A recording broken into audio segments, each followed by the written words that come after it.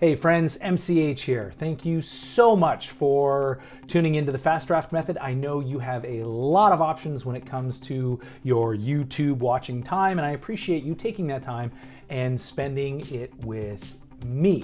I am a professional screenwriter and a filmmaker, and every week I will be creating new videos, talking about my experience in this industry, talking about some do's and don'ts, giving some pro tips, telling some stories, interviews, etc., etc. So if you like what you're seeing so far and you want to see more, just hit like and subscribe, and you will be informed every single time I come up with a new video. And for a deeper dive into the Fast Draft Method, please be sure to click the link in the description. Here's a pro tip. It comes from an expression that I recently heard that I swear to God I'm going to get tattooed somewhere on my body. Your ego is not your amigo. Something I've learned in the 25 years in this glorious and frustrating industry is that there are 3 immutable facts about screenwriting if you want to be successful. Number 1, formatting is paramount. Number 2, so is structure.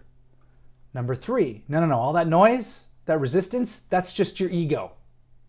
So is structure. Now, what do I mean by structure? As you know, a screenplay is often divided into 3 acts, and those 3 acts, there's certain beats that you have to hit in order to tell a compelling story, right? So those beats are like your inciting incident. And then another beat would be the theme stated, and then the break into act 2, right? Where does it act 2? And what does it mean to break into act 2? All of these things are considered structure of your screenplay, right? Every great film has the same structure, okay? And why this is important to be successful in screenwriting is when you're giving this screenplay to somebody, at the very least, it has to be properly formatted and you should have good structure. Now, there is a lot of debate as to what constitutes good structure, but basically, if you're just hitting the basics, it's 3 acts, hit the main beats, the inciting incident, the break into act 2, the midpoint, the B story, the climax, you know, all of that, right? Again, there are many different versions of the same thing. Whatever, you know, if you just Google structure of a screenplay, whatever resonates with you, just follow that. The point is that anyone who's going to buy your screenplay is looking for these 2 things first.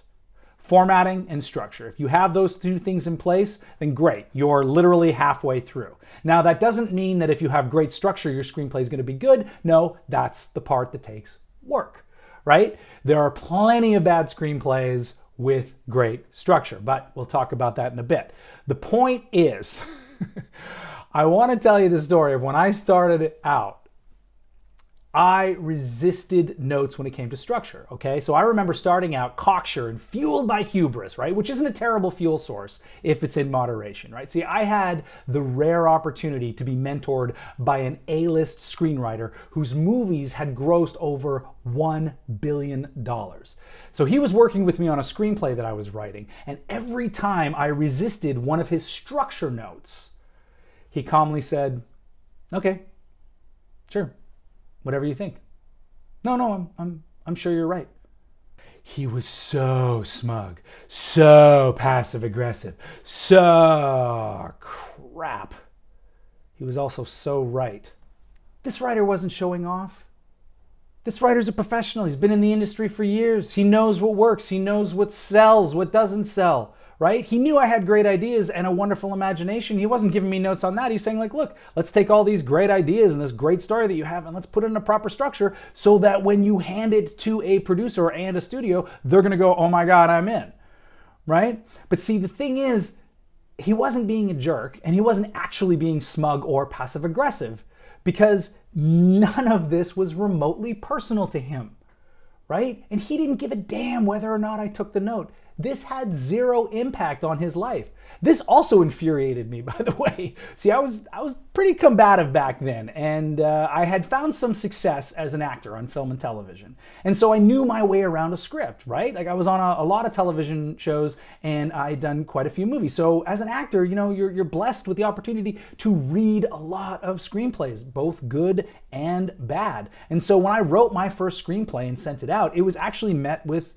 some pretty good praise from reputable producers. Unfortunately, I was getting drunk off that fuel of hubris, right? So when I resisted, here I am, I was like, I've done this a bunch of times. I've acted. I know what a good script is. And so when he gave me a note on structure, I demanded that he justified those notes. I demanded that he justified himself. If he gives me a note, he better back it up, right? And he just looked at me and said,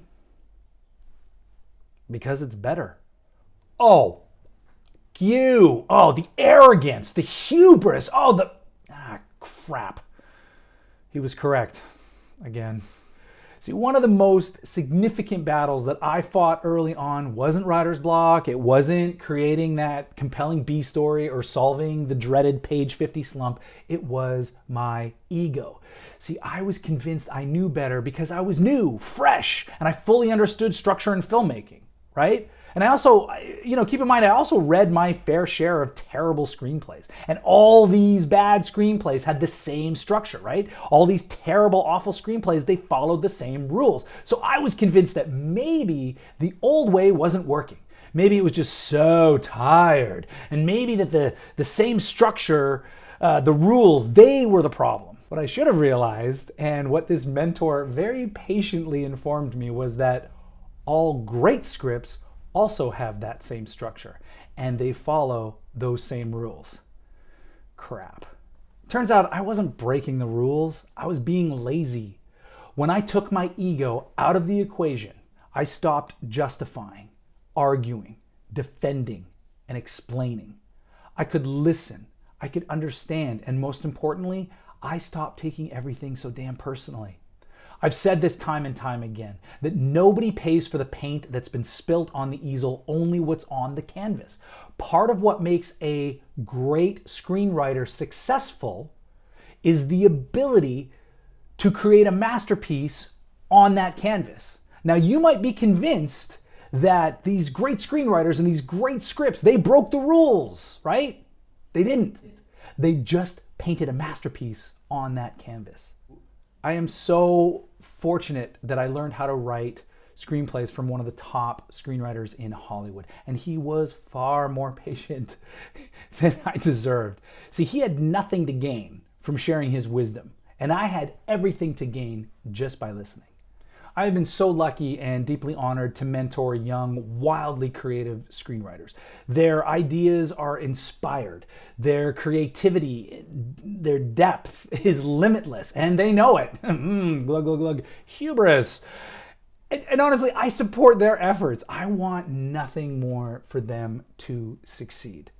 So just like my mentor told me, before we start writing, I say, if you want to be a successful screenwriter, start by learning these 3 immutable facts. Thank you so much. Please stop by next week and I will be dropping another video. Not quite sure what the topic will be yet. We'll see.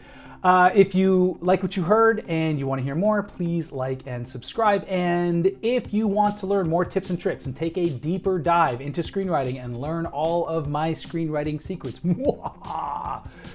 simply click on the link below and you will be connected to a free video that explains the fast draft method. All right, friends, until then, happy writing.